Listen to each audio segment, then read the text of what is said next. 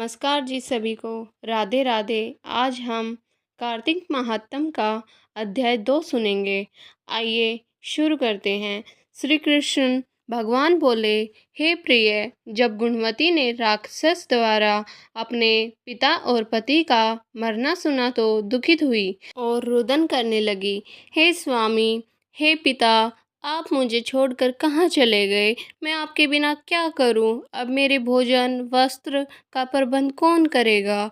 अब मैं किसकी शरण लूं? मैं विधवा हो गई हूँ। विधाता का मेरे ऊपर कोप हुआ। मैं कैसे जीऊं? श्री कृष्ण जी बोले, कुकरी के समान विलाप करती हुई, हवा से हिलते हुए केले के पत्ते की तरह कांपती हुई वह पृथ्वी पर गिर पड़ी। थोड़ी देर में सावधान होने पर फिर विलाप करने लगी और शोक समुद्र में डूब गई। उस गुणवती ने घर की सब वस्तुएं बेचकर यथाविधि से अपने पति की पारलौकिक क्रिया की और उसी नगरी में विष्णु भगवान की भक्ति में तत्पर होकर इंद्रियों को वश में कर शांति से रहने लगी और मरण तक एकादशी और कार्तिक मास के व्रत आदि करती रही। हे प्रिय, यह दोनों व्रत मुझे अत्यंत प्यारे हैं, जिसके करने से भोग और मोक्ष की प्राप्ति होती है, पुत्र और संपत्ति मिलती है। कार्तिक की तुला राशि पर सूर्य निकलने पर महापापी जो भी प्रातःकाल स्नान करते हैं वे भी मुक्ति को प्राप्त होते हैं।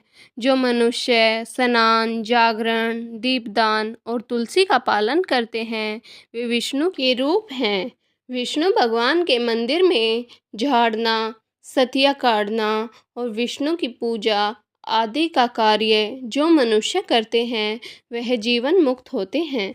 इस प्रकार वह गुणवती हर एक वर्ष कार्तिक व्रत और विष्णु भगवान का नित्य ही पूजन करती रही। एक समय वृद्धावस्था के कारण दुर्बल होने से, रोग और जवर से पीड़ित होने पर भी गंगा स्नान को गई। जो ही पानी में उतरी, जाड़े के मारे कांपने लगी। उसी समय गुणवती ने आकाश से आता हुआ विमान देखा। शंख, चक्र, गदा, पद्म आदि युद्धों को लिए हुए विष्णु के रूप धारण करने वाले पार्षद गरुड़ की ध्वजा वाले अप्सराओं से युक्त ऐसे विमान में बिठाकर बैकुंठ को ले गए। प्रदीप्त अग्नि के समान कीर्ति वाली गुणवती विमान में बैठी हुई कार्तिक व्रत के प्रभाव से मेरे पास आ गई।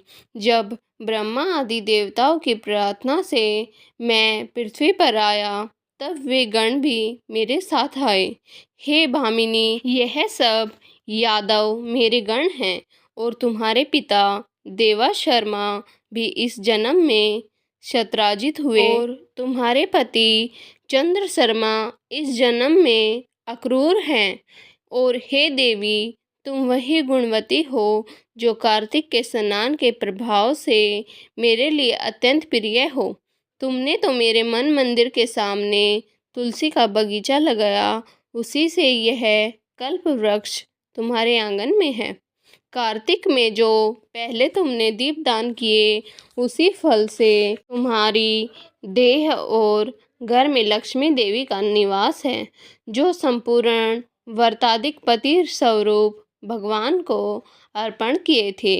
इसलिए तुम मेरी पत्नी बनी हो और तुमने जन्म मृत्यु तक कार्तिक व्रत उपवास किए हैं।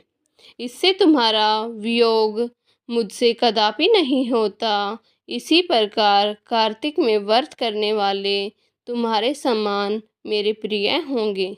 सूत जी बोले, सत्यभामा जी अपने पूर्व जन्म का सब हाल जानकर बड़ी प्रसन्न हुई। यह कथा यहीं समाप्त होती है दोस्तों। अगला अध्याय कल सुनेंगे। जय श्री कृष्णा। विष्णु भगवान की जय बोलो।